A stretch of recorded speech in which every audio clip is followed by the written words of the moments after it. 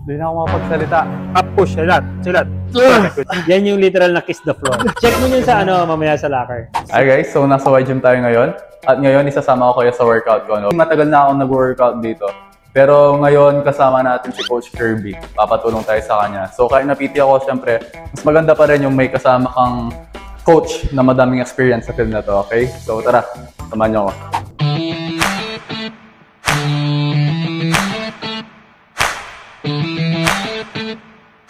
So ayan, kasama natin si Coach Kirby ngayon.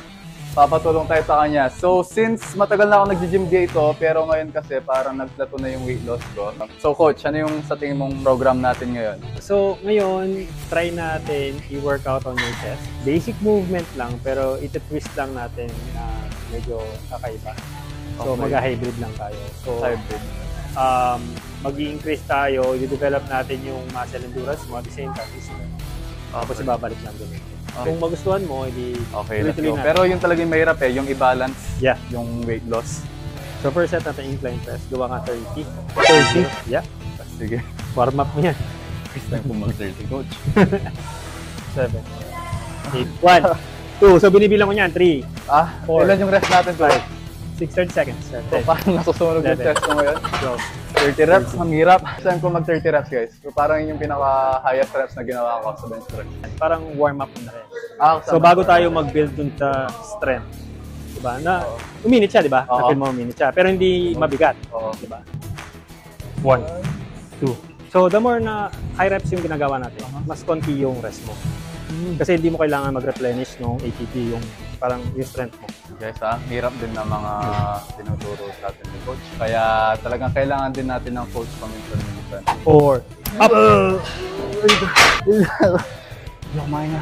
Bench press lang to, pero parang nagka-cardio na din ako. Ay, ayun. So, natapos pa natin yung first exercise natin, guys. Pero ang galing dito, no? Imagine, from 79 kilograms. Ngayon, nasa 71 kilograms na lang ako. Siguro mga 1 to 2 months lang yun. Kaya talagang dito ako sa Y-Gym. 1, chest out. 2, good. Up. Last one. Up, push, silat. Perfect, good. So, bibend mo siya ng konti. Tapos, Okay. pag ano mo, pipigayin mo. So, bend, and then So squeeze. tama yung pagka-bend ko. Yeah. Chest out, and then squeeze. 1, 12 reps. Mas ramdam ko ngayon, Up. 6, chest out. Okay, ready? And push. 1, control. Chill lang. 4. Popogi muna tayo. Last 2. Up. Good. Bro. Wala. Hindi na ako makapagsalita. Bakit minsan, Coach, maganda yung naka-superset tayo? Kasi kaya pa eh. So Kaya. gagawin mo na lang kasi iba-iba yung part ng muscle, di ba?